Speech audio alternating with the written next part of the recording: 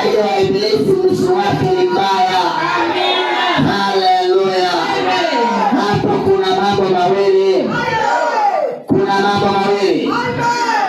Kuna utajiri unatoka kwa shetani na kuna utajiri unatoka kwa Jesus.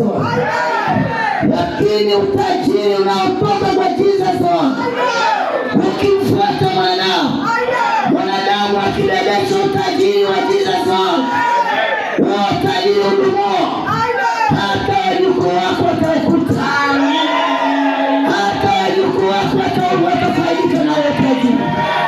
Haleluya kanisa, haleluya kanisa. Yesu Kristo ndiye Baba, aliye ndani ya Baba mzee.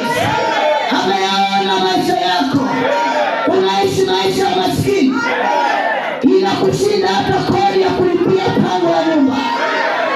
Ikifika mwisho wa mwezi, presha inapanda, lakini leo unapozwa. Leo presha inaondolewa, leo presha inatolewa. Wala usiwaze lolote, wazo lako wala kutubu la kosa, ili utajiri kuingia hapo, ili utajiri kumwagikia.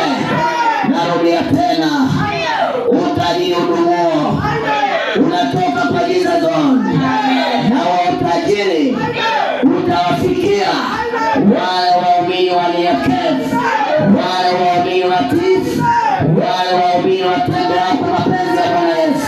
Hao ndio watakayopokea utajiri wa udumu. Na kama ukitambua utajiri udumuo unaotokea kwa Jesus, watakaopokea ni wanyenyekevu, watakaopokea ni watiifu. Sasa kama walikuwa si mtiifu, anza kubadilika.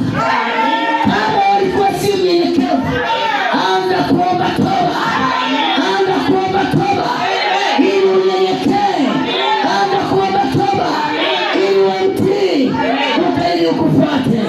Pigia makofi na Baba mzee.